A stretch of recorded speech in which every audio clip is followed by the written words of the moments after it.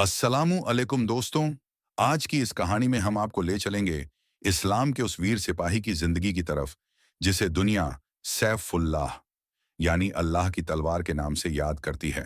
वह बहादुर, समझदार और बेमिसाल सेनापति हजरत खालिद बिन वलीद रजी अल्लाहु अन्हु खालिद बिन वलीद रजी अल्लाहु अन्हु का जन्म मक्का के मशहूर और ताकतवर कबीले बनु मखजूम में हुआ। बचपन से ही वे घुड़सवारी, तलवारबाजी और युद्ध की चालों में निपुण थे। मक्का के लोग उनकी तेज दिमागी और शूरवीरता के कायल थे। वे जहां भी खड़े होते, लोग कहते, ये बच्चा बड़ा होकर कुछ अलग ही करेगा। शुरुआत में खालिद रजी अल्लाह अन्हु इस्लाम के खिलाफ भी लड़े, लेकिन उनका दिल हमेशा सच और हक की खोज में था। एक दिन उन्होंने सोचा, मैं क्यों ऐसे नबी के खिलाफ खड़ा हूं जिनकी हर बात में रोशनी और रहमत है। जब उन्होंने कुरान की आयतें सुनी तो उनके दिल की दुनिया बदल गई। फिर वे मदीना पहुंचे और रसूलुल्लाह सल्लल्लाहु अलैहि वसल्लम के सामने खड़े होकर कहा, ऐ अल्लाह के रसूल, मैं इस्लाम कबूल करना चाहता हूं।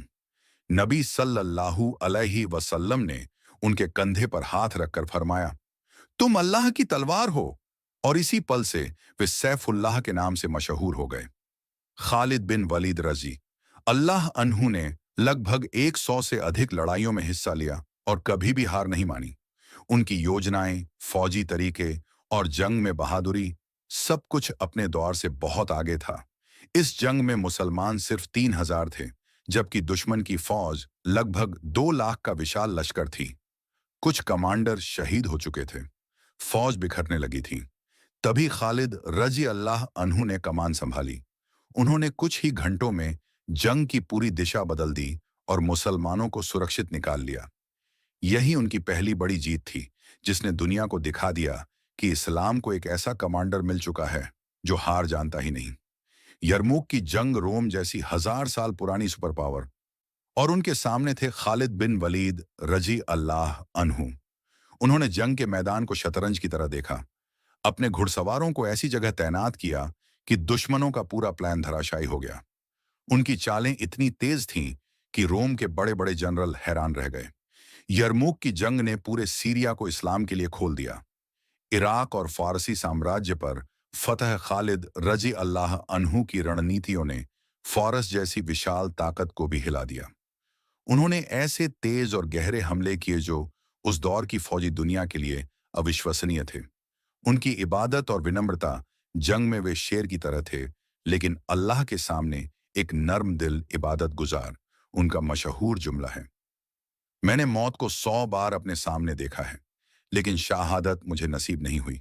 वे अक्सर रोकर कहते थे, काश मुझे भी अल्लाह की राह में शहीद होने का मौका मिलता। यही उनकी अल्लाह से मोहब्बत और ईमान का स्तर था। इतनी लड़ाइयां लड़ने के बाद भी उनकी मृत्यु बिस्तर पर हुई। उन्होंने अफसोस से कहा, मेरे जिस्म पर कोई जगह ऐसी नहीं जहां तलवार या भाले का निशान न हो, लेकिन मैं अल्लाह की राह में शहीद न हो सका।